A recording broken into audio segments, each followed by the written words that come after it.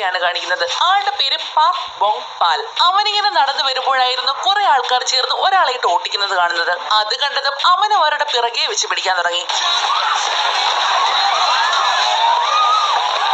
ഈ ലോകത്ത് തികച്ചും വ്യത്യസ്തമായ ഒരുപാട് ആൾക്കാരുണ്ട്. കള്ളന്മാർ, പോലീസുകാർ,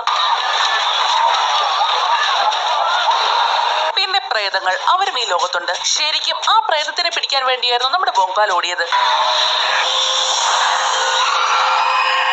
പഞ്ഞിക്കിടുക എന്നൊക്കെ കേട്ടിട്ടുണ്ട്. പക്ഷെ ഇവിടെ നമ്മുടെ ബോങ്പാലിന്റെ പ്രേതത്തിനെ എടുത്ത് പഞ്ഞിക്കിടുന്നു. അടുത്ത ഷോട്ടിൽ നമ്മുടെ ബോങ്പാലിനെയാണ് കാണിക്കുന്നത്. ആള് രാവിലെ ഉറക്കമെഴുന്നേറ്റ് നേരെ ബാത്റൂമിൽ ചെന്ന് പല്ല് തേച്ചോണ്ടിരിക്കുവായിരുന്നു.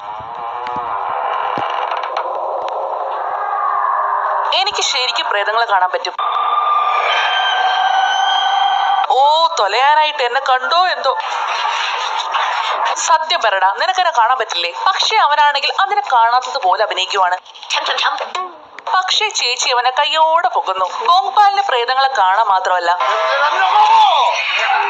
അതിന്റെയൊക്കെ ചെപ്പാക്കുറ്റി അടിച്ച് തിരിക്കാൻ സാധിക്കും. ഇനി നിന്നെ ഈ ഏരിയയിൽ അങ്ങനെ കണ്ടാലുണ്ടല്ലോ, മുട്ടുകാല് ഞാൻ തല്ലി ഓടിക്കും. അയ്യോ സോറി സാർ, ഇനി ഈ ജന്മത്തെ ഞാൻ ഇങ്ങോട്ട് വരില്ല. അത് പറഞ്ഞ് ആ പ്രേതം അവിടുന്ന് ജീവനം കൊണ്ട് രക്ഷപ്പെടുന്നു. സാധാരണ നമ്മളൊക്കെ പ്രേതത്തെ കണ്ടാൽ ജീവനം കൊണ്ട് ഓടാറില്ലേ പതിവ്? പക്ഷേ ബോംബാൽ അങ്ങനെയല്ല. അവന്റെ മുന്നിൽ ഒരു പ്രേതം വന്ന അതിന്റെ അധോഗതിയാണ്. പക്ഷേ ചില സമയത്തൊക്കെ ആളുടെ പണി പാളാറുണ്ട്. അത് ഇജാതി പ്രേതങ്ങളുടെ മുന്നിൽ പെട്ടു പോകുമ്പോഴാണ്.